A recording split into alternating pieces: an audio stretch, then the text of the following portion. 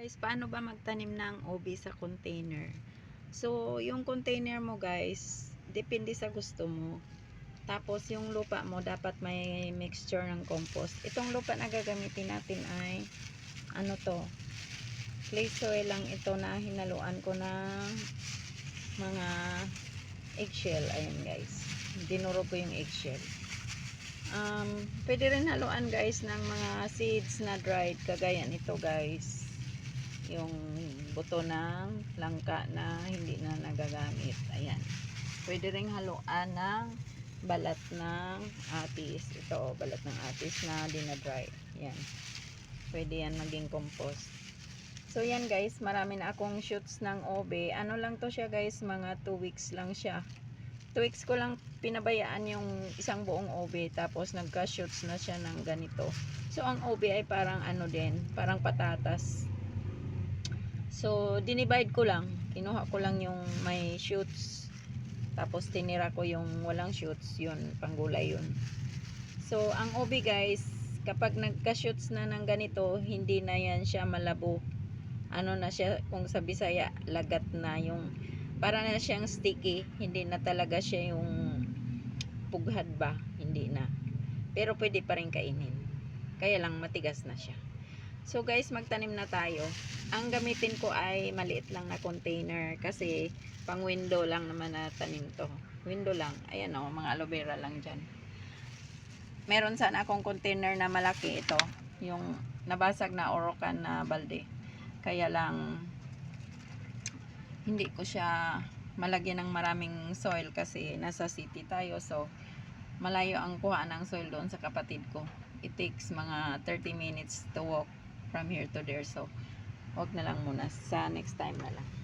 So ito lang muna ang gamitin natin guys, yung maliit na container ng Wilkins.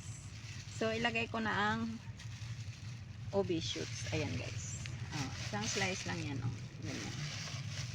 May shoots na yan bago ko hiniwa yan. Tapos tatluhin na lang natin yan, kasya naman. Ayan, tatlo. So guys, madali lang itanim yan, kasi ang ano lang yan, pang window type na tanim. Pero kung sa lupa, ganyan pa rin ang paraan. Kaya lang sa lupa, parang huhukayin mo, gagawa ka ng circle sa lupa, tapos lagyan mo ng compost bago mo siya itanim. So guys, ganyan lang. Tapos tabunan mo lang siya muna ng kunting lupa. Yan, kunti lang, para lang siya matabunan.